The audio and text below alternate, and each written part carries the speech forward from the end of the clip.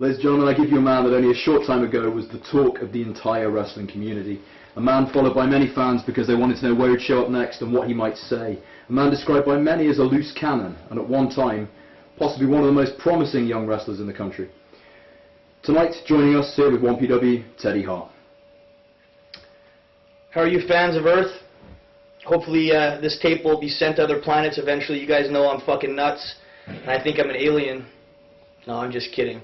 But I'm some sort of weird human out there that believes enough in you guys to give you some more of my time and try to explain to you, in case you think I'm so fucked up that your kids aren't safe to watch me on TV, that don't worry, I'm not that bad. I've decided to calm down a little bit. And if you have questions that help you understand my mind or the way I think or the way I decipher pieces of shit like half you internet fucking fans that cannot stand me because you never had talent given to you by God, which God blessed me with the talent to go out there and perform for you very few fans that do appreciate me. So there is my little opening statement. I'll let you speak now. For you guys, like I say, I probably already separated all you guys that love me from all you fucking faggots that hate me, so bring it on. Teddy, being a member of the Hart family, possibly the most respected and most well-renowned family in the history of wrestling ever, did you feel forced or pressured into becoming a wrestler? At what age did you decide that this is what you wanted to do? When I was very young, I was a hockey player, and I played hockey most of my life, and I was a big fan of wrestling, and then my dad told me that wrestling was fixed. And I was so upset because I was such a mark when I was a kid, because the only wrestling I grew up watching was Stampede Wrestling. And from where I sat and how good the guys were at doing what they do, I believed it was real. And when people were bleeding, it was real blood, and it was a serious, full contact looking sport. And when someone kind of explained to me that it wasn't real, that these guys were all friends, because it was extremely, Kayfabe was extremely important back then. They had to keep everything looking real, so the guys never trained together. Most of my uncles at the same time, if they were feuding, wouldn't be seen together in Calgary.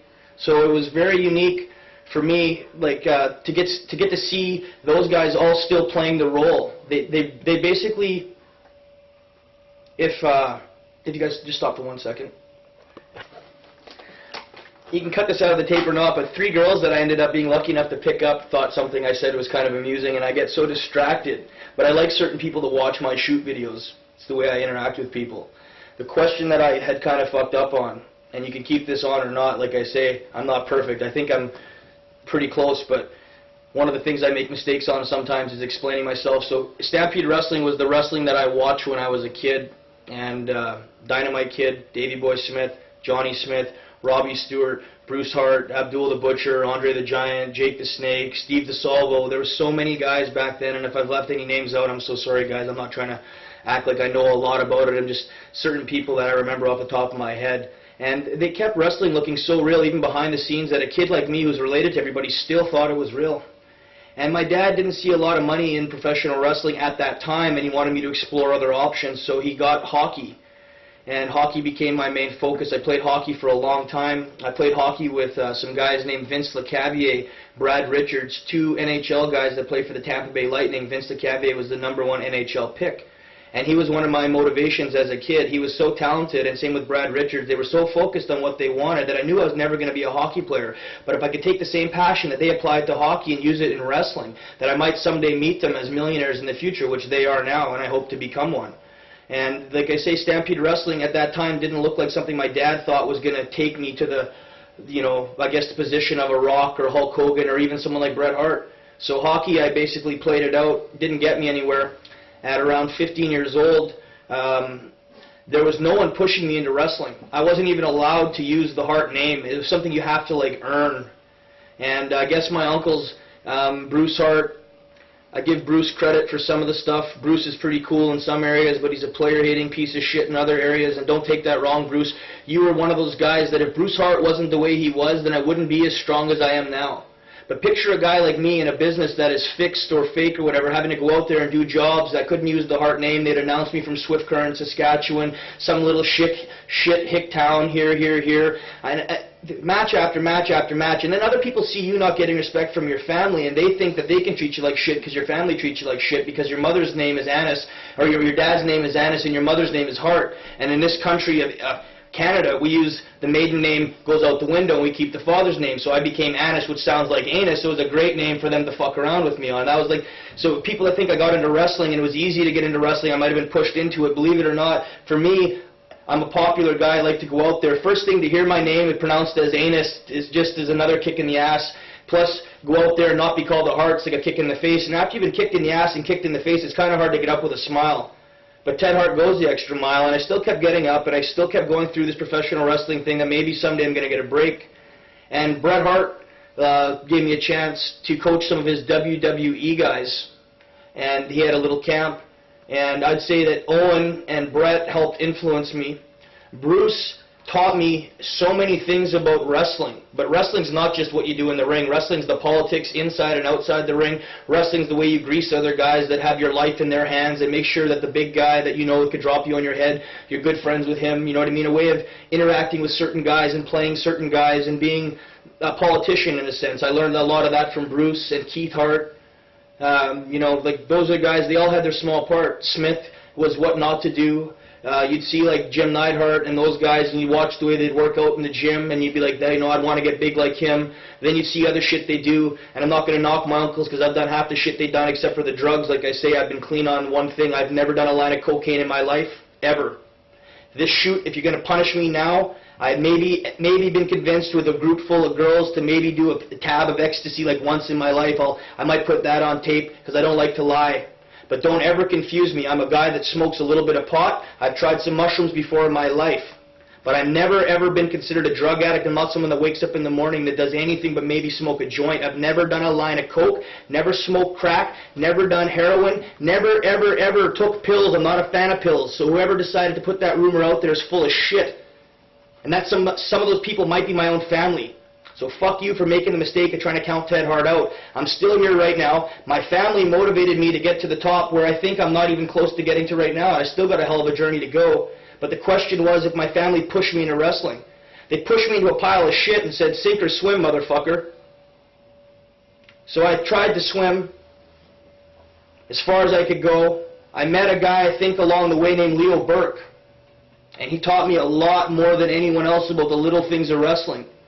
And I always thank him, who's working at the Cecil Hotel right now to this day, who taught Bret Hart most of the stuff he knows, that taught Christian a little bit, and taught Test a little bit, that taught, I think, Mark Henry a little bit. Ken Shamrock would also probably agree that Leo Burke definitely helped his career out. Leo Burke ran the school for Bret Hart. He was a very, very nice man to me. He taught me a lot about being humble, and that there was good guys in wrestling, and that if you stuck to your guns and you were a good guy and you constantly made guys look good, no matter how much of a threat you were when you first walked in, by the end of the year, those guys are going to be your friends, because wrestling is a fucking dance, and you need me as much as I need you. And I'm one of those guys that goes out there, and I've never hurt another guy in the ring, and I always make guys look good. So don't try to say I'm selfish if I want to do a backflip off of 25 feet, because I'm a third-generation fucking wrestler, Dave Cebulski. It's my duty to go out there and entertain the fans. It's in my blood. I'll leave you in the mud if this was a gangster fucking war, but it's not. It's wrestling trying to entertain the fans, and I go back to the question of if my family helped me or pushed me. And I think there's a couple people out there that I'm going to thank along the way. Jack Evans from the Heavens, TJ Wilson, Harry Smith, my brother Matthew, who died of the flesh-eating virus at 13 years old after 12 days of suffering, got, I think it was gangrene in one arm, then the other, then the other, then the other. And if you want to pull my card, ask guys like The Undertaker, who had to come to the hospital, or ask Shawn Michaels, who donated $15,000 of the money he made at the show that night to my brother's trust fund. Ask those people if Ted Hart's full of shit, or if I watched my brother die of a disease 2 days after Owen Hart taught him how to do a backflip, saw it in half while my parents are taking the shirts off because he choked on his own blood, puked all over their face. And my dad, who's never been the same since, or my mom walked back into my house and I'm doing my hair. And I didn't know he had fucking died yet, and I had a sip of sour milk. It was the weirdest thing. And my dad said, listen, get out of the house. We found some joints. You're out of the fucking house. And I'm like, and then I get the news 5 seconds later, your brother's dead. And I'm like, so basically there's a yellow bus outside for me, and I lived in a yellow bus for 2 years because my brother and I looked so much alike. It was torture for me to be seen up there, because guess who used to do his hair beside me every morning? My brother, trying to be just like me. And my dad couldn't handle watching me, who was basically a piece of shit at that time, not really doing what he was supposed to be doing with his time on earth, fucking around, and things you might have heard about my reputation come from me being 6, 7, 8 years old, 10 years old. Maybe then I was a whacked out kid. And I think they even tried to put me on Ritalin and speed. I'd never take the shit. I might even sell it at school, 9, 10, 14 years old. I've always been a little ahead of the game, and this is shit you guys might not want to hear, but like I say, hold it near and dear to your heart, because this is coming from a heart, and wrestling is an art, and I'm not going to let it die, so I'm going to tell you the truth about me, so when you know I'm in the ring, I don't lie either. I go out there and I try to die for you fans, because you guys die trying to get to the building to find me. You die trying to fucking buy the pictures, going on the internet, logging in. Every fucking minute you spend on me is 5 minutes I got to go in the ring and try to die for you. So I think it was like something, my brother's dead. There's not much hope for me. I'm living in a yellow bus. I'm training some guys from the WWE, and I'm basically going down a path of destruction. I meet a bunch of guys, call them bikers, badasses, some guys that you don't really want to hang out with, a bunch of mafia guys, different guys that grow up in Calgary, all friends of your uncle's kind of. And you start to see another side of life. And you learn things the easy way, but you still got to go in the ring and try to do things the hard way in the ring, because you already know at that age, basically, that there's two paths to go on. And I can ride the middle as much as I can, but eventually I got to make a choice. Am I a good guy or a bad guy? And that was where my family, I think, did not want me into wrestling, because I was a bad guy at that time. I didn't like myself that much. And I felt like I had gravity boots on. I couldn't fly as high because the sins I did kept me weighted down. So I started to clean up my life a little bit. This is around 17, 18 years old. My best friend, God bless his soul, somehow was involved with some drugs. I'm not going to say that I was involved because I know these tapes are, but this was the separation point between me and him. And he ended up trying something with someone he shouldn't have tried something with.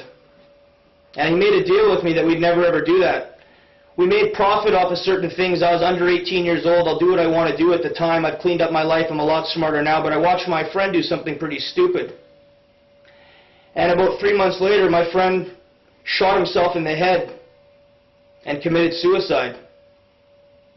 And 2 weeks after that, I got a phone call from the WWE that they'd like to see me, that they had an offer for me.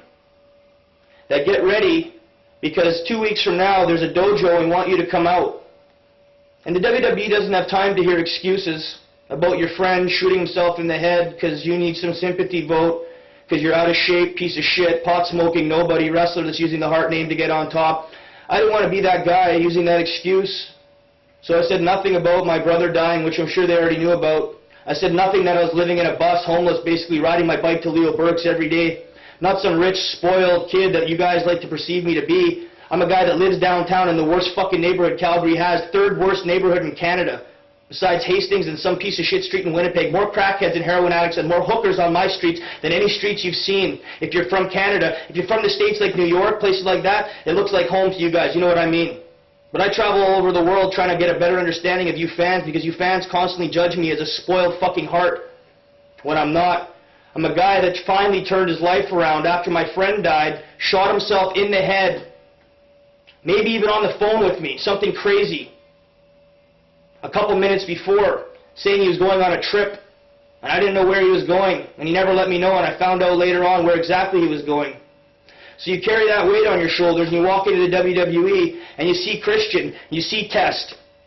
And I think you guys might have been two guys that were like friends of mine in Calgary, but for whatever reasons didn't really see me as a guy you wanted to work with up there, or maybe I was too cocky or arrogant, or maybe you guys were trying to teach me a lesson, or whatever the reason was. But I got a contract offer from the WWE at 18 years old. I was the youngest guy in the world to ever get a contract offer at that time. I was in a dojo with the first one. I think it was like Sean Stasiak, Papa Chulo was Aguilar.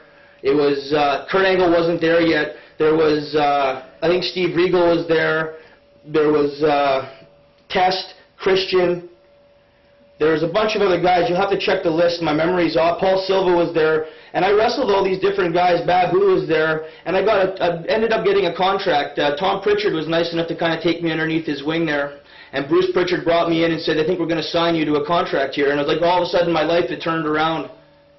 But I don't think God or whatever force up there really thought that I'd turn my life around properly at all. So I was kind of one of those guys that got a contract offer. I didn't have my shit together at all, but it was good enough that I had the money to cover up fucking my fuck-ups. So I got a huge contract. Vince was nice enough to either feel sorry for what happened with Brett, see my talent, He wanted to take a chance on me. Something happened, and I thank Vince. Vince has been my idol since he ever signed me and took a chance on me, because at that time I was a piece of shit idiot. And maybe they knew better than me that if I'd stayed there I would have died. But I thought I was smart then. I thought I knew all the tricks and I'd figured out all the moves, and because I could do a backflip off the top, I was the best wrestler in the fucking world at that time, and that was all wrestling was about, was moves, moves, moves. But I started to figure out with wrestling and getting older with fans and losing $1 million contract and a 6-year deal, becoming the biggest piece of shit in wrestling, deemed a crackhead, drug addict, fuck up, whatever they call me on the computer for the last 6 years, the only guy to lose $1 million contract, watch his uncle die, his best friend shoot himself in the head, lose his girlfriend, lose his kid, his fiance. I've lost more shit trying to get into wrestling than you guys can imagine. But I'm still here. I'm still talking to you guys straight from the heart. I don't think most of you guys are going to understand, like I say, until you see my videos later on when you buy my 5-disc shoot video of all the shit that I've already videotaped. And it's got a time dated on the camera so you guys can tell I don't have time to bullshit you now or when I show you my videos. I'm trying to let you live through me. I'm a real-life human being that goes out there and makes mistakes, tries to learn from them. My rules are to you when you watch me and you listen to me, I've never done coke, I never will, I won't let you down on that, and I won't be on pills. I might be a little bit drunk, I might have a beer, and I might smoke a joint. If you're going to hate me for that, then fuck you too, because you know what, your kids might be doing something like that, and you'd be happy they were smoking weed instead of smoking crack. You'd be happy they're listening to a guy like me instead of some punk bitch on TV that's never gone to the gym, never worked out, never gone through adversity, never been to a graveyard, came out with a smile, because Ted Hart always goes the extra mile. If you understand what I'm fucking saying, my family definitely didn't really help me get into professional wrestling. I'd say God and you few fans out there that bless me with a handshake, a meal, a ride, a joint, a beer, a positive fucking comment instead of saying fuck you, you piece of shit spot guy Mexican. You can't do fuck all. All you do is use the Hart name to get on top. That's not true. And the WWE showed me just how fast the guy who gets his head all of a sudden blown up with a bit of propaganda and smoke is fucking popped. And I got my bubble popped hard. And Kurt Angle, somehow my bags mysteriously ended up in a van with him and they disappeared. Sean Stasiak and Kurt Angle, I don't know if they had anything to do with it or not. God, I hope you don't, but whatever the coincidence was, I lost 5 suitcases that night. I went to their room to talk to them. Something happened, I don't know if, whatever, I kind of felt dizzy. GHB at that time was legal in the store. You could buy it in a health food store, supplement-wise. It was not illegal. So check the fucking dates, because I know you player-hating wrestlers that don't want me to get a job in WWE are going to try to use this against me right here, right now, and I might make you guys cut this out of the interview later. I might think about it.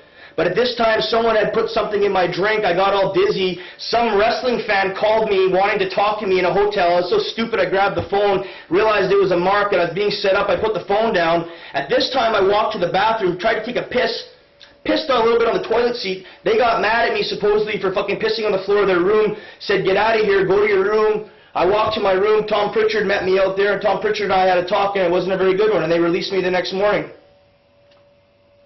And I lost my job. Fired, 18 years old. Like I say, certain things, no matter what, are not worth ever mentioning. So I thank Bruce and I thank Tom Pritchard for giving me another chance, for at least letting me go to the Hall of Fame.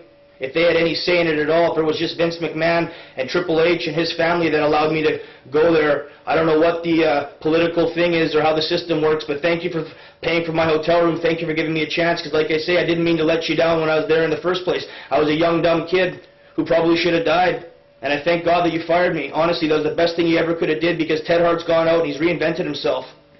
And I'm probably the most real wrestler you'll ever meet now, and my promos come straight from the heart, and wrestling now, for whatever reason, has switched to more of something where I cut a promo and then I go in the ring. So if I can talk as good as I can wrestle, I might make it on top. Instead of just being a guy that can wrestle, I might get ignored. So hopefully little things like letting me go at 18 years old because I couldn't talk on the mic because I had nothing to say, because guess what I'd done? Really nothing.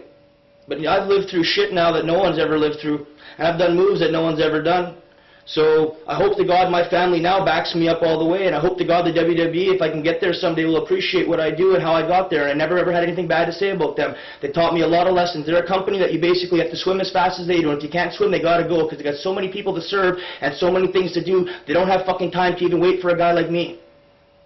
So I'm trying to get my flash suit on, put on my Nike fucking boots that I invent someday, and I run as fast as I can, or fly if I'm lucky enough, and the WWE will sometime catch me. Or, like I say, MTV, Wrestling Society X will give me a place to at least showcase my skills. Me, Jack Evans, hopefully Pop, Ruckus. There's a couple other guys, TJ Wilson, maybe a couple guys from Japan. Hopefully those guys will be given the honor through my family, Kevin Kleinrock, Big Vision, Viacom, MTV, to let my family be released from the shackles that somehow other people in our family have put us in, and let me go back on TV and show you guys what the Hart family can do. And there, I'm sorry if I rambled on a little bit, but the next question, if you have one. Don't worry about it.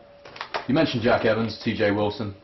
Most of the names like that, and yourself, of course, came from a promotion that very few people ever seem to talk about, very few tapes were ever released. The Mat Rats promotion, based out of Canada. It was sort of a revolutionary concept at the time, and I mean really if you look back at it now and then you look at things like the X Division today, you will see a lot of parallels. And really it's a big shame that people didn't notice it more at the time, because you could almost say that a lot of what you see today on promotions like TNA is almost a complete rip-off of what you saw in the Mat Rats promotion. I'm glad that you noticed that without me having to vent about it. Because Jeff Jarrett, a lot of you guys got your idea, AJ Styles, the X Division, you guys knew my name, Steve Carino, Christopher Daniels, you were in the dojo with me when you guys weren't good enough at the time to get a contract in the dojo, but I was, on skill, not attitude that changes like the weather, not behavioral patterns. I'm talking about pure going in the ring and entertaining. Neither one of you guys at that time had the skill. Maybe I thought you were both wicked, personally, but they didn't think you had the skill to make an impact as a superstar, and they believed I did. So that made you somewhat jealous, and it put a fucking bullseye on my head. And this is what happened with the Mat Rats concept, which pissed me off, was AJ Styles was given a phone call to his girlfriend. I think he's married to her now. We wanted to use AJ Styles, and I think he even had access to the website, so he checked out a lot of the clips. And all of a sudden, AJ Styles is doing all these moves, which no one had ever seen before. And then AJ Styles was the guy that when I went to TNA, and you can ask Johnny Storm, because you're fucking in this country, gives me a move list and says, don't do these moves, move, move, move. I'm like, you know what, it's pretty funny, you who wrestle every day, constantly, and me who's supposed to be some putz, pot dealer or whatever, flunky in Calgary who doesn't even have enough time to get out of bed because I'm such a joke. I don't wrestle ever. I have a ring with no roof. How can I practice high spots unless I invented them? And I did them better than you once every 5 months that I decided to bless the world with my presence in the ring. You do it every single day, and you still couldn't make them look as smooth as me. And that was what I kind of found funny, and that's what got me blackballed from TNA. And this was originally all started from Mat Rats, which was a concept Graham Owen, Ted Hart, TJ Wilson, Harry Smith came up with, which was basically kids wrestling. And what it wasn't so much kids, it was guys that were not afraid to die. Guys that really had nothing to lose because they didn't have a mortgage payment on their house. They didn't have to catch 300 airplane rides that year. They didn't have Vince McMahon making them do promos and all the stuff that includes being a WWE wrestler. We were just wrestling. So it was easy for us to go out there, spot, and have a little bit of psychology built in because we were smart enough to watch our favorite wrestlers, Shawn Michaels, Brett, Undertaker, Yokozuna, all these guys at the time who each had a really cool looking character but all knew how to play their part to a T. So we built in psychology with a real high quality tape. Like, we spent a lot of money on the quality. We built a new ring. We wanted to put, like I say, trampolines around the ring. And I hope you fucking player hitting fucks don't copy my idea again, but I have a trampoline ring with skateboard ramps coming off the ring and stuff. And Mat Rats #2 is supposed to be back. It's going to be called Next Generation Stampede Wrestling Mat Rats. And Wrestling Society X even got a lot of their concepts from Mat Rats with the music and stuff, but because I'm a very important figure in Wrestling Society X, I'm allowed to stay there. And I believe I'll be allowed to then go back to the Mat Rats show, which was Eric Bischoff had something go on with, I think it was Fusion Media. I'm not quite sure what happened, but something with Viacom and MTV, the same sort of concept. He was working with a parent company, which was Mandalay, and he was working for someone, I didn't know who he was working for at the time. It was some company, it might have been Fusion, I'm not familiar with Eric Bischoff's position at the time, but something fell through with him and WCW, which allowed us to then pick up Eric Bischoff. So we got Eric Bischoff to basically work with us for like 7 months, and Bischoff never likes to admit he even did anything with Mat Rats or that he was the guy, but I have you, Eric Bischoff, on tape. And I had you saying a couple things about a couple people that you probably wouldn't want it. Maybe here's the tape. It's probably shit you haven't said already about them. But it was just kind of funny how what you said, and then you said it, then you fell on your ass after you said it. And maybe it was you who was the cursed person that was involved in the company that fucked us in the first place. Because I don't think I needed you from day one. And I still don't think I need you to get on TV now. I might need Vince McMahon. But fuck Eric Bischoff, you're so far from Vince McMahon it makes my fucking head swing. I can't believe a guy like you would have called him out on TV in the first place unless you were always paid by him in the first place to be a mark that went over there and acted like there was competition. Either one, you're either an idiot for going against Vince and you're being made to look like a fool on TV now because you were a fool to ever challenge the man in the first place. Vince is the man. I hope to only play second fiddle with my Matt Rat show. I'm never going to go on TV and try to say that the sport I grew up watching, loving, the WWE, that I'm ever going to think to run competition against them. All I hope to be is a feeder system. You ignorant fucks in TNA think you guys are the WWE. You're the fucking wrong guys, man. Those are the real guys. You guys are copycats or guys they didn't want anymore. That's why I won't dirty the fucking ring with TNA, and I'm not trying to be a prick about it. All I'm saying is when I fail with WWE and I have no place to go, then I'll go to TNA and be like a guy that played in the CFL that couldn't make the NFL. If it makes sense to you guys that understand Canadian and American football. Back to my Matt Rats rant. Matt Rats, Bischoff in WWE, Matt Rats calling guys like AJ Styles. AJ Styles is in TNA. Those guys all know who I am when I'm coming. They've already met me. They've already seen me do shooting stars. They've already seen all this shit. But none of the fans have. So they pre-warn these fans, and this is where ROH and all this other shit starts to get distorted. Because if you ask them how did they know I was coming, because they knew who I was from Matt Rats. They saw the tapes. They knew my concepts. They knew how smart I was because I wasn't just trying to wrestle. I was trying to be a promoter, owner of a show like Vince McMahon, my idol. Stu Hart, wrestling promoter, owner, landowner, real estate guy, tycoon business, owned many cars, owned an airplane. Not just some wrestler that after 5 years has to take pills because the moves he did, he never practiced that much as a kid anyway because there was no place for him to learn it. So he's an out-of-shape guy that's got to take a bunch of pills to stay in shape now. Ted Hart does these moves constantly, seems to be okay, has enough time after to cut a fucking promo for you fans about a bunch of shit that I really don't give a fuck about unless you're happy that you got the answer you wanted to get out of me. So in case you forgot what I was saying, the exact point I think was there's about 3 or 4 people that are pre-warned from me coming up. Eric Bischoff, Jeff Jarrett through AJ Styles, Ring of Honor, CM Punk, Christopher Daniels, Steve Corino. And I lost my Matt Rat show. After a year, the day we were supposed to sign our deal was the day the World Trade Center blew up, something nobody ever knows. We didn't lose our deal. They put it on the back burner. 3 years later, there might be a possibility that that deal is still possible. And there's a $2 million warehouse that I have somehow paid for, me and my friend Graham Owen, who raised the money publicly.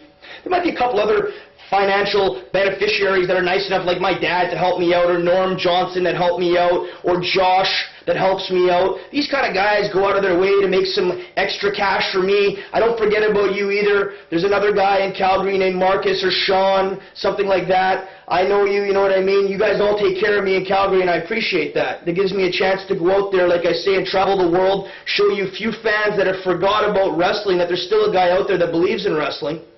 There was something I was saying and I forgot right when I was coming onto this thing.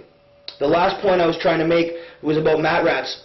Graham Owen, Norm Johnson, all these guys put about another $2.5 million in, and they got this new warehouse in Vancouver, and this is where Matt Rat stands right now. I am working with MTV Wrestling Society X, and so is Jack Evans, so are 4 or 5 other guys that are supposed to eventually work with the Matt Rat Show. The Matt Rat Show, I hope, is basically my reality TV show. It's going to be me running a promotion, me picking the guys, me picking the victories, how it's done, showing you shit that you've never ever seen before, the real side of wrestling. Like calling 5 spots and making sure those spots are done exactly the way they're supposed to done, live in the ring in front of 50,000 fans. So you guys understand that wrestling is way more than just 2 guys going out there and dancing. Wrestling is probably the hardest sport on earth because you have to remember timing, you got to remember character, you have to remember position, you have to remember gravity, you have to remember moves, you have to remember never to hurt the other opponent because 5 minutes later he's going to be hurting you. And it's one of those weird sports that people don't realize. Wrestling to me is God's way of showing peace. Because the mother in the morning that sees her son die in war sees her son die on TV, but every morning she wakes up the next morning and realizes her son is back to life. And if I said that a little wrong, I'm so sorry. I've been trying to talk a million miles a minute without stopping so you fans can get as much of me as possible on a 2-hour DVD so you don't feel like you got fucked out of your money, because some of you guys like to whine and bitch about how much money is spent, and that's why I'm the first guy to go out of my way to try to do an extra backflip for you. And if I've deviated off the Matt Rats thing, Matt Rats is hopefully going to start up again. I'm so sad that it stopped, but you know what? Stopping something gives me a chance to restart it. And I believe we're going to restart Matt Rats again through Wrestling Society X. Okay. Jack Evans is probably now the most famous graduate of the Matt Rats class, so to speak. Jack seems to be going from strength to strength at the moment, and recently made his debut for Dragon Gate in Japan. Japan is probably one of the countries that you haven't worked there all that much. I know you were over there with the Wrestle Aid project. I do think, and possibly against Jack on one of those shows as well. Has there ever been any more contact with sort of, you know, Japanese promotions? As your style sort of seems very accustomed to somewhere like Michinoku Pro, to somewhere like Dragon Gate Wrestling. Dragon's Gate, maybe I would go there. Most of Japan, I would love to go to Japan, but honestly, it would affect my body so much where right now my job is to try to get as big as possible, to keep working out, to get more flexible, and to learn a bunch of moves that no one else can do in the world to make me unique, so at least Vince McMahon or Kevin Kleinrock or whoever I'm having to impress to get a job sees me as someone that went out of his way to make himself unique. So to me, going to Japan, which I've already done, I went to Japan, rode around in a nice car, met some girls, went to the ribeye, got the jacket. If I'm not wrestling main event matches in New Japan, or wrestling in Noah against guys I know I should be fucking wrestling against, but Japanese has a lot of politics, and certain gaijins didn't like me at that time, so I could never be anything but a job guy over there. I wasn't going to do it. Owen Hart went over to Japan doing way less stuff that I was doing, but he was the main guy, because they had the affiliation back then, and the Harts were considered top family. Bret Hart went there, wrestled Tiger Mask, all these guys, no problem. Had less of a name at the time in wrestling that I did in Japan, and I never got to go to Japan in any big promotions, if you really think about it. Ted Hart, with the internet and all the way technology is, had more of a name, I think, than Bret when he had first started, maybe locally in Stampede, but with the connections they had at the time, Bret and Owen went to Japan, Dynamite went to Japan, those guys went to Japan as main guys. I've never got to go to a worthwhile promotion in Japan and do anything. Just wait. It's so hot in here, guys. It's like a sweat hose. It really can piss me off with Japan too, because I wanted to go to Japan, and this is a funny story. Tokyo Joe was training me for a New Japan dojo, and I had two girlfriends at the time that were staying with me, and the dungeon we only had like one shower that works at Stu's, and we had like no time, and so I jumped in the shower with my two girlfriends or whatever. I'm not trying to be some hero pig. Any guy that knows me knows I never lie. I'm the most respectful guy of women. I never do it. And so it was one of those just. I happened to be lucky. Two girls had kind of been nice enough to throw the rule book out the window at the time. But one of the guys, he shit disturbed and told the Japanese guy that I was showering with two girls and skipping the workout.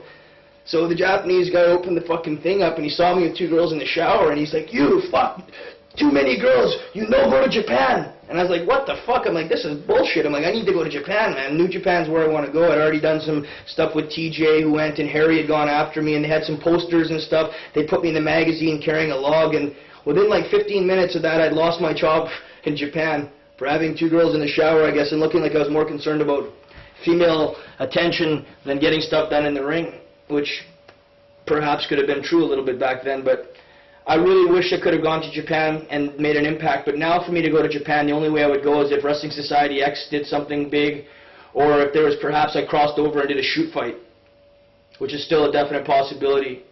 I'm not saying I'm the toughest, but for the right money, I could get knocked out too. I mean, if I got knocked out, shit, that's something that might happen to me in a bar when I'm out wearing sparkles anyway. I'd rather get paid for it. If I'm getting paid to wrestle, I could get paid maybe once in a while to go in there and really fight, because I think wrestling's harder than anything.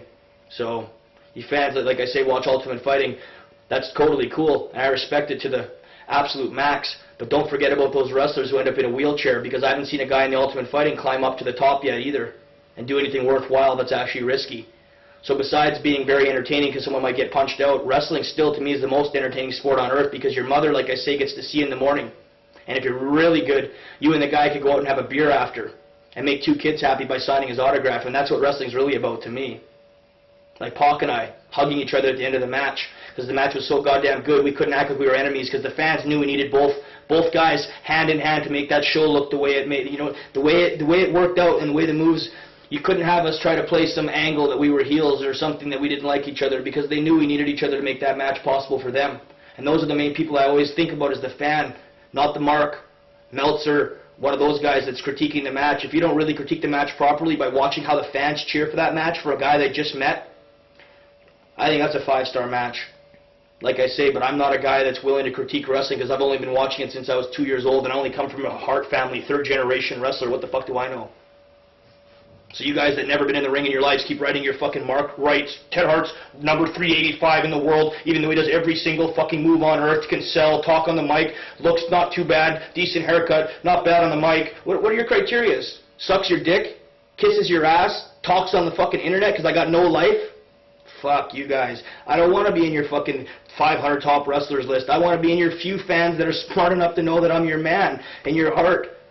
Fuck your shit magazine lists. Thank God someone put me in one of the magazines recently. I was happy to see my 25-foot moonsault so people could actually understand it's not some bullshit. It's me risking my life if I don't get up that day that I'm never going to be in a Ferrari later to get laid by some supermodel that I talk about. If you know what I mean. I just died for nothing because I'm a fucking retard. They knew the fans had no power. You fans are worthless, right? Bullshit. You fans are the most powerful fans on earth because constantly I try to break my legs, break my neck, break my fucking body for you. And guess what? I'm still here. I'm still alive, and so is Pac. Because I think those guys worry a lot more about you fans than any of you fans really think about. Or maybe you fans know because you fans are the smartest fans on earth, like I said in the first place, because you guys believe in me.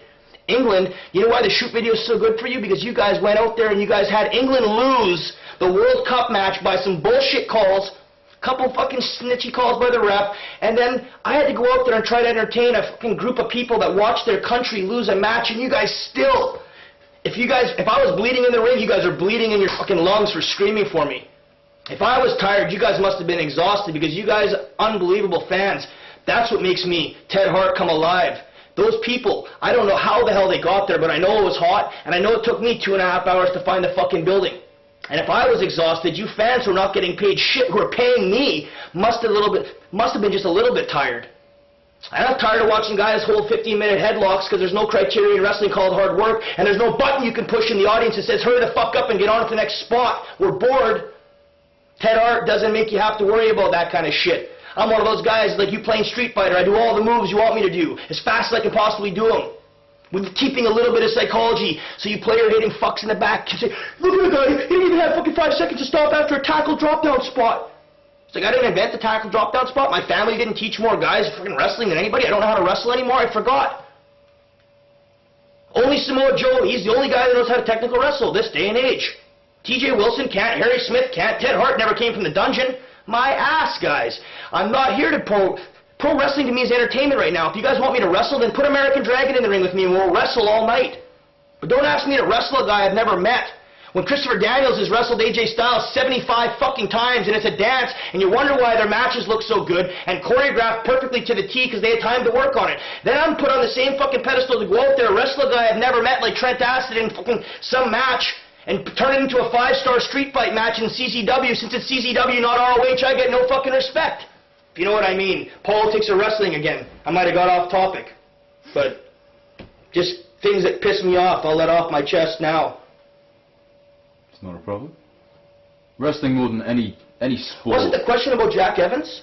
I think that's where it started. Jack Evans, and I'm so sorry, Jack. You know me and my rants.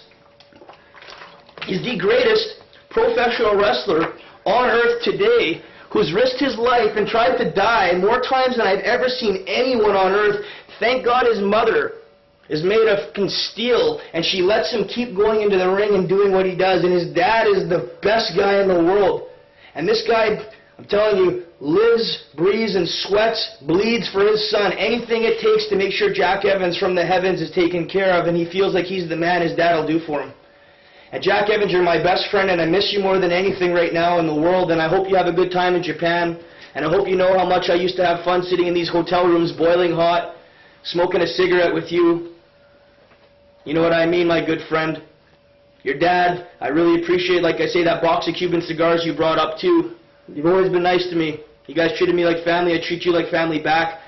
Pac, you're going to be the next Jack. I guarantee you're going to get your opportunity to come to Calgary. You're going to get your opportunity to be in the ring with Matt Ratch. You're going to get your opportunity to be in the trampoline ring made by the future king of professional wrestling, Ted Hart. And if you're slick enough, you and Jack, because you might even be ballsy enough to put on your magnetic boots, hop on your skateboard, and go right off the fucking top ropes on your skateboard ramp and try some crazy shooting star press off the skateboard onto the trampoline and make Tony Hawk question if he's got the balls to come in the ring. Because 50 Cent, I'm going to challenge you to come sing in the ring with me. Because wrestling's a dance. You guys all talk about how tough you are, how crazy you are, how smart you are. Then definitely you can get in the ring a little bit. I'll take a bump for you for the right money. Wrestling's all about entertainment, if you understand what I mean. It's my first shout out to MTV. MTV, who do you think I'm going to challenge first? Master P. You were in wrestling once. You're my first guy. I want Master P to be my tag team partner, and me and Master P will kick any guy's ass on earth. That's a challenge. If you guys got the balls to put it on tape, make it happen in the ring. I'm no fake. Master P, you can come in and take the take and maybe have a little rap. And then we'll give him the heart attack off the top ropes. And I'll smoke a little weed because the seed must succeed. I'm not a rapper, but I'd definitely like to get in the ring and call some of these rappers out to come sing. And the way they sing in my ring is they bring it. And I think the wrestler and the rapper will be the best mix they've ever seen until the skateboarder, snowboarder, BMX guy starts coming in the ring. And wrestling becomes X Games. All the guys that think they're crazy fucking guys, X Games, I challenge you to get in the ring and make it happen for real. Any skateboarder, rollerblader, snowboarder, guy that thinks he's got big balls, likes to do crazy flips, wants to have fun and meet the other craziest motherfuckers on earth, I'm challenging you guys now to come find me. You'll watch the tape, I'll put somewhere on the tape how you can locate me, or I'll give you my phone number. I hope to God I don't get 100 marks calling me to bitch. I hope I get a couple girls calling to bitch about, you know what, you should have had your hair a little bit better. I would have had the sparkles on here and here. That'll make me happy. A couple fashion tips from some ladies, I can hear that. But guys, if you're going to play or hate, if I give my phone number on the tape, don't even bother calling me. I just want to hear some fans with love. Because you know what, I think God and the angels above protect me like a glove. Because I try to go out there and fly as high as a dove and never let you down. Because you fans don't need to have a frown. Because Ted Hart lays on the ground one day dead in the ring hoping to make your wishes come true. Because Owen Hart's up above watching me. And if I die in the ring, I'll be happy to meet my family in heaven. Because they're waiting for me, guys. So that's why I fly high and I'm not scared to die. Wrestling, more than any other sport, really any other business in the world, just seems to have some kind of subculture of insiders who just wish to pry and get to the core of everything, and you know, and they're not afraid to sort of critique everything, even to the most minute point. They dissect, they over dissect. The internet is full of people who have bashed you in the past. The internet is full of stories of backstage fights, backroom fights between yourself. But any time that you attend a show, and perhaps you visit another corner of the internet, or a fan forum, or a community, they're full of nothing but praise, that you're polite, you're courteous, that you do go the extra mile for them. Why do you think, I mean, do you think that with having the Hart name that is just jealousy? Do you think that things that have been said on the internet have even prevented you from being booked, that some promoters have run scared? I think boys are on the internet a lot more than they like to admit. And a lot of guys are using fake names and their friends, and they're manipulating the internet to make promoters fear Ted Hart as being someone who's irresponsible but teaches kids how to wrestle, lazy because I smoke pot but you've never seen me had a bad match yet, perhaps dangerous because I do moves that no one else is trained enough to do, and I'm safely coming out of them without hurting my opponent anytime, even in ROH. And if I'm all these things, but yet I can counteract everything bad you say about me with a positive performance and a positive action, it's eventually just going to make you fucking idiots on the internet look like fuck-ups. And fuck-ups are the way you think, and the way you think you're going to get me down. I'm not going anywhere. I'm very calm. I'm very patient. I'm like a fisherman. I'm waiting for the biggest possible catch. Until then, you know what, guys? I got a whole boat full of little fish. I don't need to be fucking worrying about you guys. I'm not that concerned. You internet fans that are eventually going to be smart enough to see me for what you want to see me for, which is, I hope to God, to save your professional wrestling and someone you can look up to, have a beer with, go on a roller coaster with, pet my Bengal tiger when I bring in 50 of them from fucking Siberia from some zoo that's no longer got enough money to afford to have them. Because I'm one of those kind of guys. And the internet, like I say, is a bunch of guys, most of you wrestlers, not fans, because the fans I don't even think have time to go knock somebody. There's some of you guys, like I say, about, I'd say maybe 10,000 fans out of, say there's 50,000 fans, I say 10,000 fans on there are fans that are on there every day doing their thing, you know what I mean? It's their life, they talk shit, they argue with all of each other, it's their big...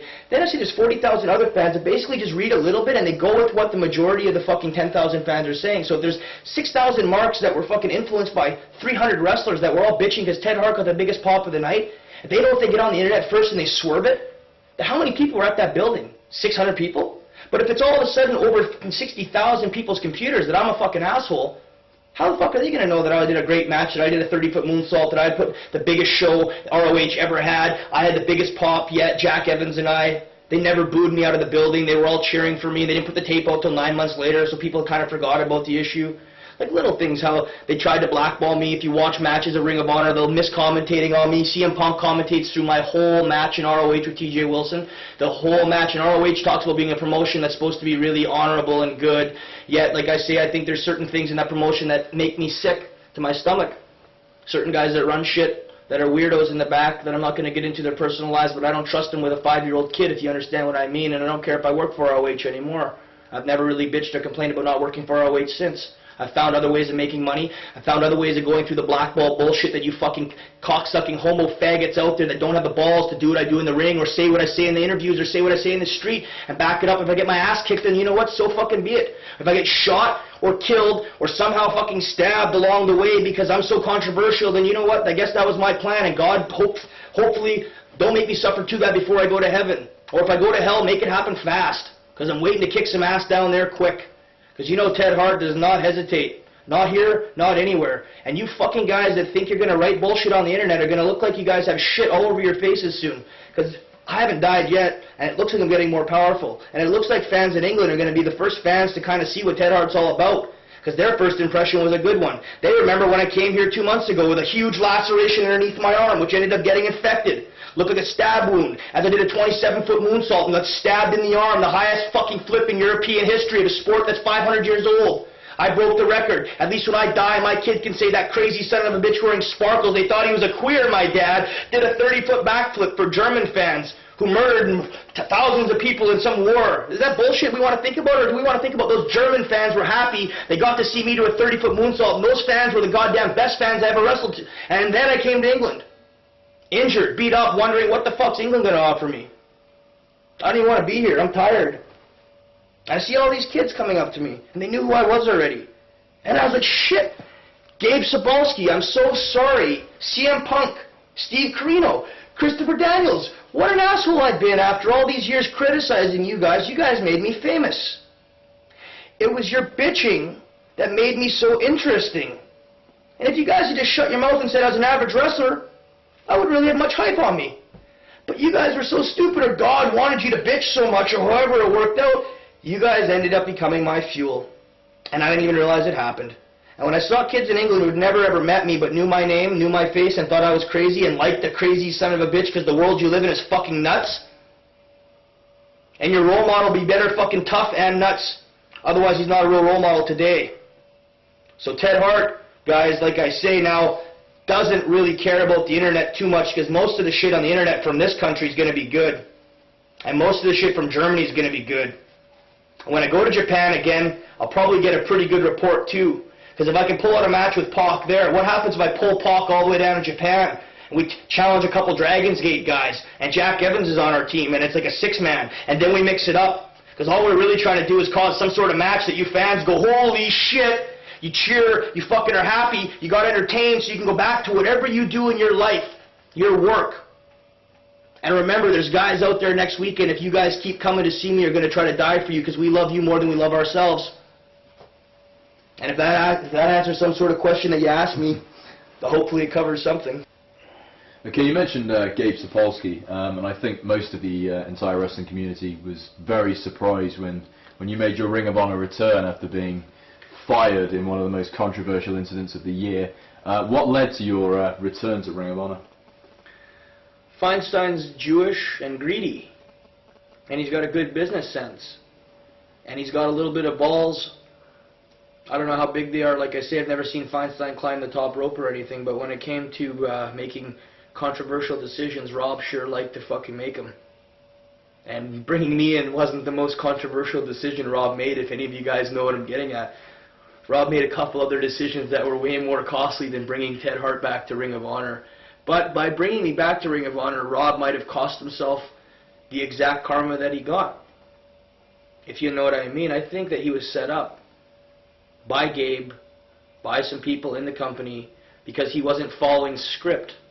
And Rob didn't care about Gabe Sapolsky. He was at that time not a real money guy in the company, was a booker. And Rob, who had basically done all the groundwork for ROH. Didn't feel like he was going to be pushed out of his spot or his $1 million house or his new Lexus by Gabe. But Gabe, being whatever you are, if you're a sneaky fucking weasel or if you're a great wrestling mind, I'm not sure. I don't know you. And I usually just make little stabs at you to sound fucking cute, but you know what? I'm not going to diss you because most of the Ring of Honor stuff I watch is very entertaining. And it makes wrestling look pretty good most of the time. So you know what? Good job to Gabe. Bad luck for me for not being able to work for them. Bad luck for Feinstein for getting caught for shit that Gabe maybe does himself. But I can't prove it, and I'm not going to say it. I'm just saying it kind of now because it's a shoot video and I can sound kind of fucking funny because I might be drunk, so don't really quote me too much if you know what I mean, Gabe. That's kind of like you saying I'm a piece of shit worker, you never work with me again. But yet, then I got to come back and wrestle one more match. Was the question of, I think, Rob needing to get something happening in his company. The best guy in the world to bring in was me at the time.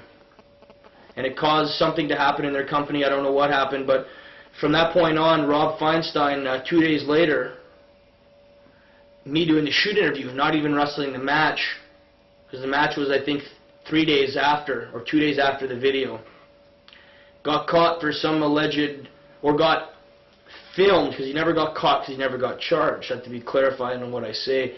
He got videotaped by some parents' watch group saying that he was some sort of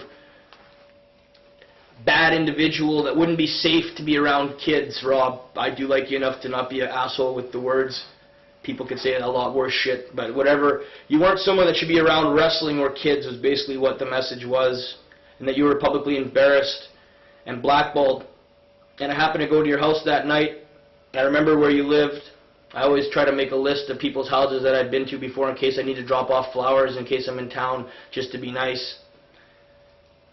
Because I love a lot of you promoters. Like I say, you guys are all good guys and I appreciate when you let me stay at your house and then job me out. Because like I say, I know where you live. No, I'm just kidding. But I knew where you lived, Rob. So I came to your house around 3 in the morning. And it was a bad scene. You were punching holes through your wall. You were quite upset. Someone said you had a gun. You were going to kill yourself. And I remember Jack Evans and I that night with Lee Mandan made a pact with you. And we said that we wouldn't let anything happen to you because in my mind there's worse people in wrestling than that.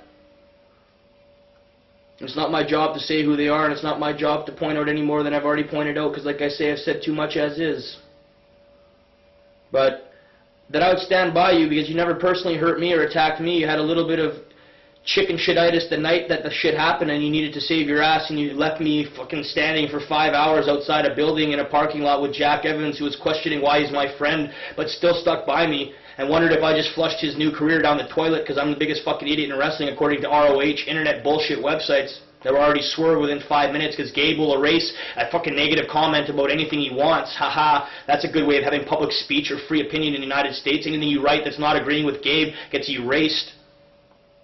And I look like a piece of shit in ROH the first time, and I'm kind of pissed at Feinstein secretly when I go to see him, but it breaks my heart to see a guy who never really did too much but tried to take a chance on me, get something pulled on him that the other 4 guys in his company probably pull all their time besides their pants down, and jack off and act like fags and act like they run the wrestling world because they're independent fucking jackasses. They happen to get 3,000 boring people in bored people in New York that have nothing to do but watch ROH, which is an unbelievable product, but you guys aren't the wrestlers, and booking fucking guys that can work is really not that hard. So for me, going into ROH was one of those few tests I have, the measuring stick test I call it, to go in there, see how good the guys are, get a gauge. I'd already done it once. I did it twice. I got the biggest pop the second time, and I wanted a taste of ROH one more time, and Gabe brought me in. Feinstein was already caught, or whatever, allegedly caught, never charged, and he was blackballed the night before the show. So I took I think it was like, Feinstein was basically giving me a message to go to the show, let a few of the guys know that I'd seen him, that he was okay, that he was going to then run a promotion again in the future, that he wasn't done. So I left it like that with Feinstein, and I went to the ROH show the next day. And if that helps you with what Feinstein had happened to him, or if I answered the question with Rob, I hope it did. Sometimes, like I say, these are so many stories for me. A question turns into a story, if you know what I mean. I hope I haven't went too far off on anything. No, not at all. Okay. After leaving Ring of Honor, it was probably Combat Zone Wrestling that you were most recognised for next. You came straight into the arena and basically blew the roof completely off. The fans reacted in probably a similar way that would maybe even draw an eerie parallel between yourself and Brian Pillman. And a lot of people thought of you as a loose cannon. They almost waited for you to sort of show up. And when you finally did, the place exploded in a way that, you know, if Combat Zone could do that now, they were probably making a lot more money than they are. When you first came in, you were against Teddy Hart, and then later on, it was against Zandig. But then you almost disappeared without that entire chapter coming to an end. What happened with your time in Combat Zone Wrestling? In CZW, and I'm going to go backwards for 1 second, because we had with the interview guys, like I say, this is a shoot, so in a shoot sometimes questions are forgotten and stuff. We had an issue with Sabu showing up in a limo the third time I went to ROH, and I had actually rented a limo, and I had flown Sabu out to come see me, and I had paid Sabu, you know, bought him a meal, whatever. He didn't want any money. He was going to do it for free for me, but he just wanted an airplane ticket bought so he could come watch the show with me if he even wanted to watch the show, but he wanted to make sure that I was taken care of. He's been like a big brother to me out there for a long time. He met me a couple different places, first in Calgary when I had a match with him, and he was really, really nice to me then. We had a great friendship and a really good match, and he's one of those few guys, like I say, that in my mind goes out there and risks his life for the fans, whether it's 50 fans or 50,000 fans. He tries to take, I guess, each fan and consider them, you know, I don't know if he's considering them a camera, an angel, whatever, but he puts on such a show for whatever fans are out there that people always remember Sabu as someone that tried to die for them. I always wanted to be emulated like that and remembered like that. So for him to come back me up at the ROH show meant a lot. And I always wanted to thank him. Like I say, it was one of those experiences that I think freaked out Gabe and those guys because they heard I had Sabu in the limo parked outside the building.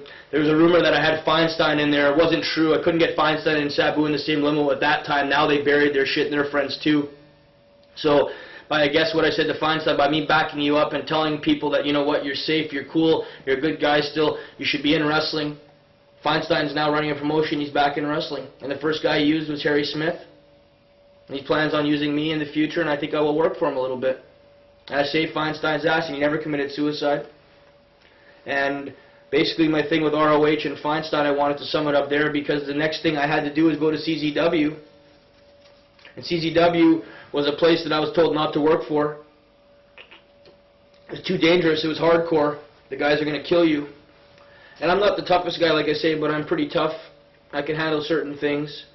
And I wanted to prove myself to those other wrestlers that did hardcore shit, that I could get a bigger pop than them by not going off a 30-foot table on fire, but by going 24 feet in the air and landing on a guy perfectly. And that's wrestling again. Like I say, some wrestling to you guys might be weapons and shit, but really to me, my body's my weapon. I don't need to pick up a chair if I don't have to. I prefer not to because to me, I don't know what the chair is going to do to you. It's not connected to me. So to me, my body, I can turn it into a weapon, but at the same time, still remember the art of wrestling is that you got to get up in the next morning. But CZW is one of those places where that didn't really matter. That rule wasn't practiced. It was like if you can get up next year, take the bump. Who cares if you break your back? You're in CZW. Everyone's crazy here.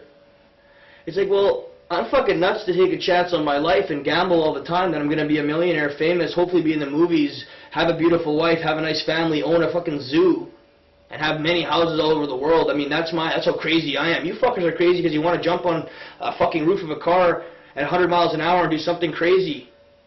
That's unbelievable, like I say, but I'm not that crazy. I don't want to jump on a bed of tax. If I'm really not being paid by Vince McMahon to take the bump like Randy Orton's not going to take the bump for $50 fucking, why should I?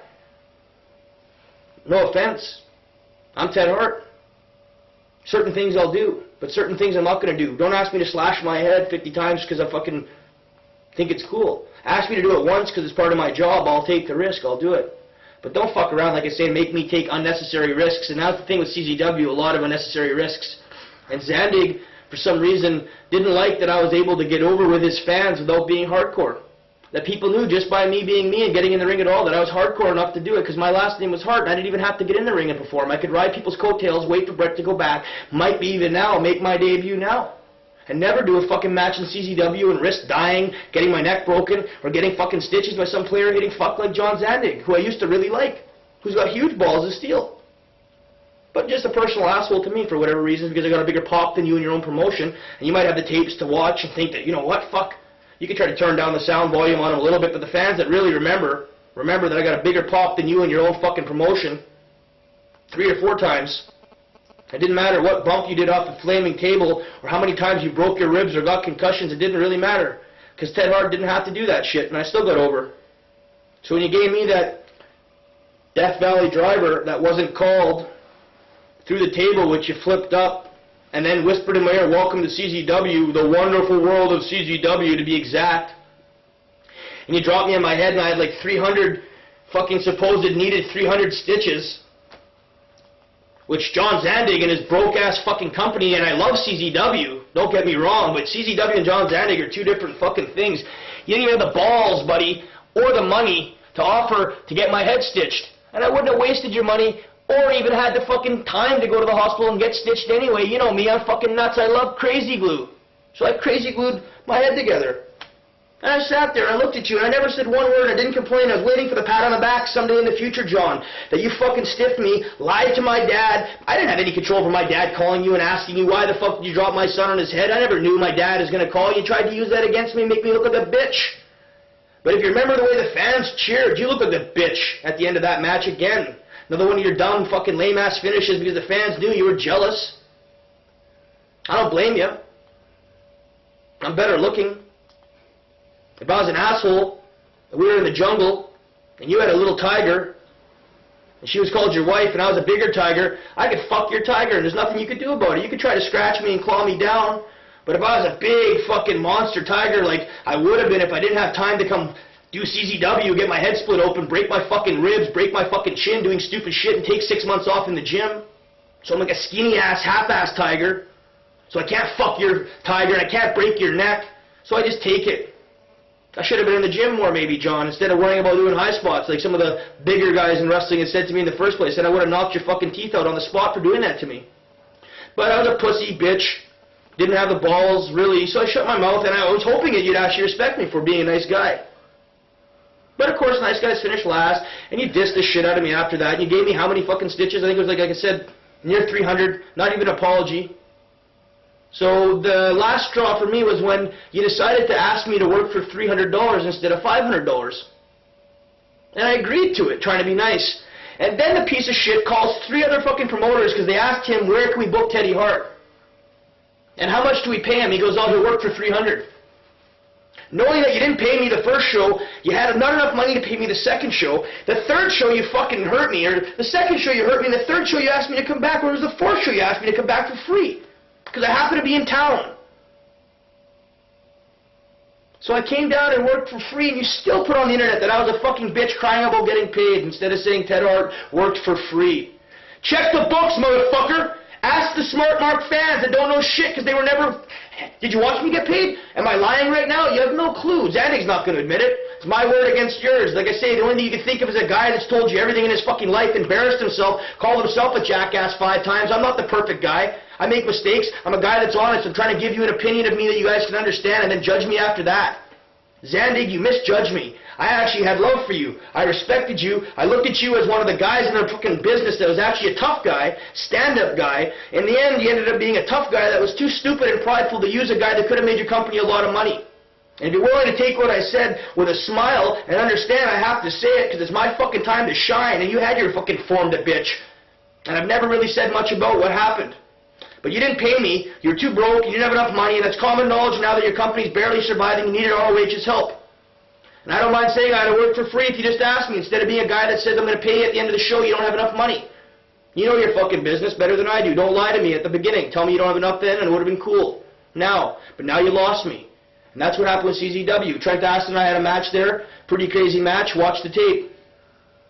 Honestly. I rambled on about CZW enough because it really didn't do much for my career. I hope the English fans are happy because that was some of the stuff I heard they saw. So if that gave them an opinion of what I could do in 5 minutes of time in a CZW promotion that's mainly hardcore with barbed wire nails and fucking shit like that, I did my best there. I hope the fans appreciate that, at least had the balls to go into CZW because I don't know where Randy Orton was. But I know that most third-generation wrestlers don't even have to do any CZW or ROH or anything. They just go right into wrestling because they have a path paved to gold, but my fucking path's not paved to shit. It's basically a road of mysteries, and I hope to get there someday, like I say. CZW wasn't a place that really did much for my career, except for maybe get me some new English fans. 2003 was kind of a hot year for indie wrestling. It actually wasn't soon after that the crowds quickly nosedived, and in a lot of respects, a lot of indies folded. But going back just before that, just before a lot of them decided to disappear, MLW was one of the hot American indies. They were outdrawing pretty much everybody. There were some cards that were drawing sort of 2,000. The WWE was so frightened of them at one point, they pulled Jerry Lawler off the card. And I know that MLW was a promotion that you were quite heavily involved in, especially in its later days. Just tell me a little bit more about your time in Major League Wrestling. Court Bauer, I love you to death. One of the best guys I ever met in wrestling. Thank God he's got a job in WWE now. He brought me in after all the controversy. They all thought I was a piece of shit. Some of the guys did, at least. He was nice enough not to believe all the press, to judge me for what I was worth. If I was an asshole when he met me, then I'm an asshole on his own opinion, not on other people's. So we became close. We did a thing with Bruno Sammartino, Pedro Morales, Dominique DiNucci, Ivan Koloff, Sean Stasiak replacing his dad, who had passed away, obviously, and Raven, who was representing something, I don't remember, and Jack Evans. And we went to this big banquet at the Doral Arrowwood Hotel. If anyone actually knows where that is in New York City, I've never had a clue where it was. It was some fantastic hotel we went to with Court Bauer, and that was my first thing. We were supposed to do another promotion then. We were talking about it. MLW had the show in Florida, and after that, Court fizzled with it. And it was a very nice little taste of a place where if the promoter had liked me, I could see how easy it would be to get pushed to the top. But most promoters don't like me, or the guys they have there fucking clog the promoter's minds before the promoter gets to make his own decision. So Court Bauer, I thank God that you weren't one of those guys that was easily manipulated. You let my work speak for itself, and you judge me on my actions. And some of my words, I hope, echo in your ears that I never ever let you down, that I always stuck up for you, that I never blamed you for anything, that I still believe in you right now to this day, and I hope to God that you someday help me out if you can. Put in a good word for your friend. I'm not as crazy as they all think. I liked MLW a lot, and had a good time there. It's a shame they went out of business. But like I say, Court Bauer moved on to bigger, better things. In between Court Bauer moving, of course, and shortly after the demise of MLW, H2O Wrestling was a promotion that got quite a lot of people talking. In that it was going to be the first real American promotion that was intending on using a six-sided ring, I believe. And another idea that was probably stolen by TNA. If you tell me a little bit more about H2O and your involvement with that. I was a part owner of H2O with Court, and it was one of those things again that I promised Court that I would tone it down a little bit. But some of these interviewers get me, and you catch me at the wrong time of day or something like that. I'm driving my car and they're doing a radio interview with me, and I went on a fucking tangent kind of. I talked about bringing in Feinstein to H2, that I'd bring the most controversial man in wrestling in, knowing he had gone through all that shit. I thought it'd be pretty funny to have Rob come in and manage me, because I like to be controversial, and there was nothing more controversial than bringing whatever they called Rob to come manage me, and Rob was going to do it, or just sit in the audience, whatever we decided. But it spooked a couple people, and for whatever reasons, Court decided to pull the plug, and one of my other people that was involved in perhaps sponsoring the show didn't want to have any involvement, because Court had then tried to publicly fire me, which was actually a hoax. But the person that read it didn't know if it was or not, and didn't have time to think. So their response was basically to me, we're not doing anything either with H2, we're not going to put in any money, we're not going to get involved, especially if you've been publicly fired without being notified. And I was like, no, it's a part of a work, it's wrestling. These guys are finance people, they don't know about wrestling, or political games, or internet games we're trying to play with ROH, because we had a show booked on the same day as them, or something like that. And my people didn't want to be involved, and Court had already kind of been pissed off that I'd gone on a tangent about certain people. If you ever remember the interview, good. If you don't, too bad for you. But I said certain things about Gabe, and that I was going to bring Rob. I didn't mention his name, but I was fairly clear-cut to the fans that I was going to bring him. So they got confused. They got pissed off. I maybe caused myself a little bit of trouble by being too controversial there. But H2 ended up folding. And I never had a chance to really get back on board with H2. I was in another country. Court was in the States. I was in Canada. And before I knew it, Court was gone, and no one really knew what he was doing. And he called and apologized to me about what happened. He said it wasn't your fault. We just didn't have the right sponsors right now, and that we'll try to get back on it later. And he ended up in WWE, which is the best thing possible anyway. So I looked at H2 as basically something just to keep me busy. and to show that if I did and really wanted to run a promotion in the States, I could. And that I would maybe try it again, but I think I'd start in Canada and have them come up to meet me now. Or like maybe challenge ROH against Stampede Wrestling. Something like that in the future. How important is it to create an identity with the wrestling promotion these days? I mean, you were involved in Mat Rats. That was something that was radically different at the time. H2 was creating a lot of buzz in such a short space of time. It hadn't even put a show on, and yet there was already so many people talking about it. There were adverts running for it. It was going to have a TV deal with an extreme sports channel, I seem to remember. Because it seemed to offer something different. You know, there was the six-sided ring. Mat Rats had, you know, the spring pads and everything like that. How important is creating a brand identity in wrestling? Well, you guys know that every idea that came, those are my ideas. You know, H2 is my idea. A lot of the concepts were Court Bauer and my ideas. The Mat Rats ring, trampolines, the skateboards, the pie plates. That's my idea. Graham Owen's concept, my concept. No one ever gives me any credit for being an innovator of the actual wrestling sport, the way people dress, the way guys talk, the way guys think, the way guys eat, the way guys see the world, I guess. And I'm trying to be that new wrestler. Like I say, there's millions of people out there, and some people are going to appeal to me and some people are going to appeal to you. I'm just trying to be another role model for you fans out there, like I say, and keep you busy in your day. Like, I like to be controversial. I like to be innovative, though. I like to be different. I like to be someone you remember that tried to come up with a radical concept that fucking made you think. Or that opened up wrestling to greater moves so you don't have to see a body slam done anymore because someone's decided that to put a trampoline outside the ring.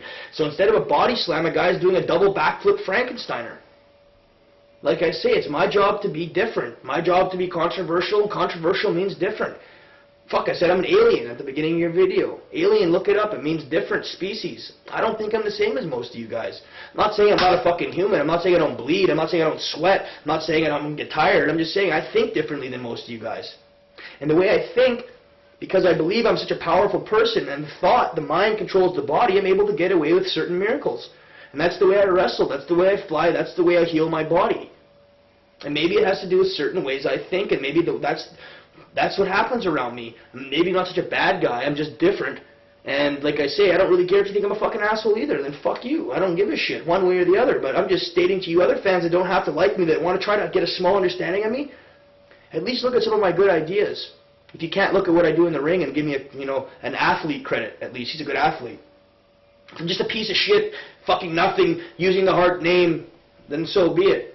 But like I say, even at that, you can't say that wearing a pair of Nike wrestling boots with wings and hydraulic pumps and thermal temperature guides, and if you put a little bit of hot water in the boot, it would change color and the wings would pop out. If you went onto the top ropes because there's a magnet plugged into the turnbuckle that activated the boot and the wings popped off and The Rock did a people's elbow off the top with Nike wings flapping and Jordan was in the audience clapping and Michael Jackson sitting there with a fucking monkey on his shoulder saying that was unbelievable. You don't think that would be entertaining and fans would watch wrestling? Fucking rights they might. And that's the way I think, and that's what I try to do, and I make you think about these weird fucking possibilities of a guy doing a 30-foot moonsault and still surviving. Question the way you think. Don't always believe everything you hear. With seemingly a lot of your ideas being patented by, almost possibly plagiarized or stolen by other promotions, would you have any beef with Trent Acid? As he seems to have taken a lot of the concepts used in Mat Rats and applied them to Pro Wrestling Unplugged. Not at all, because in his mind, Johnny Kashmere actually got permission. We started Pro Wrestling Unplugged together. And it was what I was supposed to do with them. I just have had no time because I was so worried about getting a job with WWE. I was trying to get big and work out every day and maintain a certain body fat percentage and really concentrate on my body. I had no time to make any more than just one date a month. Every time I go on the road, I probably lose 10 pounds. I lose 5 to 10 pounds unless I'm eating a WWE regimented diet and I have a contract. And otherwise, I just don't have I don't have a rental car. I don't have the ability to go to the buildings. You can have like one restaurant nearby. It's usually McDonald's. I won't eat there. I just refuse. I love McDonald's, but I won't eat on the road like shit food. I'm already probably having beer and having a smoke or you know what I mean, or whatever, trying to keep my mind occupied in the boring hotel room. So it's kind of hard. Like. You probably want to edit that. I forgot the question. Fuck, that was a good one. More recently, fans would have probably associated you with Jersey All Pro Wrestling, a promotion that many wrestling fans ignore. maybe because it's sort of been buried, and wrestlers have been taken almost from the promotion and perhaps forced into a position where they can't even work for that promotion anymore, when that was the organisation that put so many names on the independent wrestling map. You were involved in a feud. You came in off the back of everyone wanting to see you against Homicide, and that sort of went on for probably the better part of an entire year. If you want to talk, a little bit about Jersey All Pro and Homicide. Homicide's another guy that had my career in his hands, and he really helped me out. And I believe he's my friend. But I believe in the ring, like I say, he doesn't really have friends at all in the ring, and that he's out there and he's fucking crazy. And he does shit in the ring that I don't know. Sometimes the guy just does what he wants.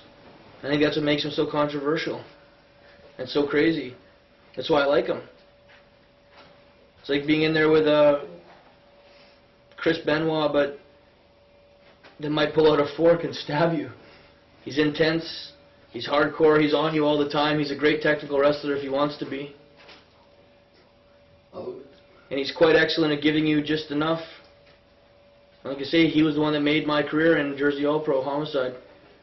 I took the beating and kept getting up, but like I say, it was the way he did what he did, and he made himself look so aggressive. Maybe he was, and he hated me at the time, or whatever it was real. Or the fans believed it was so crazy that they bought into it, or whatever got the fans. Like I say, I went home a lot of nights there very, very injured, very sore, fucked up. So, if it's possible to get an understanding of what we went through, the best thing for you English fans, if you haven't already seen the tapes, is to go get the tapes of me and Homicide. And a lot of that stuff is pretty shoot, and there was no hesitation. I got hit a lot in the face, in the nose, like little things. Different weapons, crutches, chairs, dropped on my head on cages, like all sorts of shit. We ended up doing a cage match, which was considered to be, by some standards, like the revolution of the cage match, since there hasn't been a cage match, a tag team cage match in a long time, from what I understood of like me, Jack, and ROH. I did that one. It was pretty crazy. More about Homicide. Homicide, actually, I stayed with a friend of his in Harlem for about 3 months, back and forth between Lee. I stayed in his house, and I would go see Jay Train in Homicide, and I'd see Benny Blanco. They all lived in a place downtown in Harlem. Those guys always treated me like family, but like I say, in the ring it was a war. And most of the stuff you saw as fans, like I say, that's what wrestling was all about. Making you believe in something that might have been real, might not have been real, but it gave you that feeling that at least what you're watching is unpredictable. And that's what Ted Hart always talks about, being is unpredictable. I know Homicide's unpredictable, but you can predict one thing: he's a good person. He might be crazy, but you know what? I heard he's a good father. Stuff like that. I never heard anything bad about the guy. He's always honest. He calls me sometimes just to say hi. He's the first guy to give me a black eye in the ring if we need to get crazy, and I'll accept it because he's paid his dues, and he was the one that allowed me to use him as the bridge to get into fucking Jersey All Pro, which now I've taken over. So thanks very much, Homicide.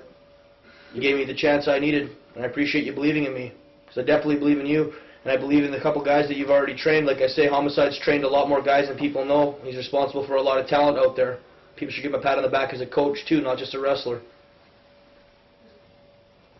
Okay, we'll wrap this interview up by simply asking, what does the future hold for Teddy Hart? Well, the reason you guys have to wrap this tape up is because Steve Gauntly has not answered my text message. Steve, I wanted to know about my taxi, and if I get an answer in like the next 15 minutes, and this tape sells more than 5,000 copies by the time I get back in August, I'll give all the fans, and you might not like me for this one, Steve, but I'll give all the fans, if it takes me to bring 5,000 DVDs down here, if it sells 5,000 DVDs, I will give every single fan a free Ted Hart DVD. That's my promise for cutting this thing short, because I'm one of those guys that will only give you so much now, because I hope to God that this shoot video makes enough money for Steve Gauntly and whoever other people benefit from this, like most of you guys that are just getting into wrestling, you kids out there. And like I say, my future is always about bettering the future. Because without you kids wrestling, there is no future wrestlers. And without watering the seed, you'll have no flower. And if you can't smell the flower, then guys, you're never going to be happy. And if you can't give a girl a pretty flower, then you're never going to know what it's like to be a real stud. There's a certain thing in professional wrestling called class. And I'd like to bring class back to professional wrestling. I'd like to bring exotic cars, being sponsored by Nike, being sponsored by Versace, making my own custom-made sunglasses, making my own custom-made shoes, making outfits that I can put in the fridge when I'm too hot, and I can take it out of the fridge and I got a 3-hour suit without being air-conditioned. It's got little panels of water built in by some smart guy in China who's got nothing to do. So I'll be wearing my freezer suit, looking like some sort of weirdo with my sparkles on, but I'll be cool and I won't be sweating on the next shoot video. If some of my ideas start to come true and the future starts to be the way I like it. And the future, guys, might be me talking to your kids in the future. I don't know if you like that too much, but you know what? There's nothing you can do to stop me. I am the Teflon Don. Nothing sticks to me. There's no internet shit so far that has kept Ted Hart down. There's no wrestler who's been able to drop me on my head and break my neck yet. I don't want to take bets. I hope you guys keep me safe because I try to do the same thing for you. But my future, like I say, might be on MTV. My goal in life is to eventually be in the WWE and work for Vince McMahon, Shane McMahon, Stephanie McMahon, Triple H, wrestle Shawn Michaels, wrestle Kurt Angle, wrestle Chris Benoit, wrestle Rob Van Dam, wrestle John Cena, wrestle Harry Smith, all those kind of guys. The Rock, bring you out of retirement for one more match. Third generation versus third generation. Who's got better sideburns in the future? I'm a little off right now. But when I got a bit of cash, I can go to the proper barber and get my lines all spiffed up because I haven't been on a plane for the last 16 hours doing England for pennies. I'm on top, having my own private airplane, taking me to shows with a private cook, taking care of all my affairs on an even playing field. Go to war with some of you guys in the ring and put on a show that Earth, not just America, but the Earth remembers. So when I die, people always say Ted Hart gave you his money's worth. Ted Hart tried to die for you. Ted Hart never lied to you. Ted Hart always tried harder than any other wrestler out there because, like I say, I could use my last name as a cushion. But instead, like I say, I go to the top rope and I never hesitate. I risk my life constantly for your entertainment. I hope your kids don't make the same mistakes a lot of you guys made by selling your soul to the devil. And before it's too late, give your kids a chance. By not stomping out the seed they need to succeed, but by allowing them to grow by watering your kids with the right information. And give your kids proper role models and let them make their own decisions on certain things. And don't judge the book by its cover. Otherwise, you're never going to know Ted Hart is a good guy. Or a brother. You're always going to think of some guy that might rape your mother. I don't know if you like that line, but I like to say it fine. And I can say whatever the fuck I want. Because I'm the most controversial guy in wrestling. And I can be nice real quick, and then I can be the biggest prick on earth in 2 seconds. And you wonder if I'm just doing that to be fucking shifty. I might be doing it to sell tapes. But Steve Gauntly, I hope you get 5,000 tapes out of this tape because then I owe 5,000 fans DVDs because every single fan that asks Steve Gauntly for an address will ask for an address for Ted Hart's house. And if you send me your name, number, address, phone number, all your details, I will then send you a free shoot video, 5 minutes of what the fuck I do in my life. Crazy shit you've never ever seen before. And a highlight video made by my man Stefan in Calgary. For free. Just to prove it. It'll probably cost me 20, 30 grand just in shipping and handling fees, guys, if you really want to pull my card. 5,000 copies must be sold, though, of this tape. You tell your friends about it. This is nothing. I got shit on videotape. When my 5-disc shoot video comes out, it's of my life, me carrying around a video camera. Girls Gone Wild, I don't have to put... Here's $200 to take off your fucking shirt. I do 30-foot moonsaults. You'll take off your pants for free. No, I'm just kidding. All you kids out there, some of the stuff I say, take it with a grain of salt. Trying to be kind of funny for all you other guys, like I say, that are player-hating bitches. Fuck you. Your girl's wet. There's nothing you can do. It's not sweat. I never hesitate, and I have no regrets. I like to be the man, and I have a plan. Ted Hart is the past, present, and future of professional wrestling. All your girls love to see me, and all your player-hating bitches want to be me. And when I see your kids, I greet them with a smile, because Ted Hart goes the extra mile. God bless you. Gauntly, you owe me one for this one. Have a nice day. Pac, you're the man. Jack Evans, I love you. And I missed a couple people in Calgary, like I say. But guys, Harry Smith will be the man in the WWE someday. And the other person, I'm not going to say who you are yet. Big J, have a nice day. God bless you guys.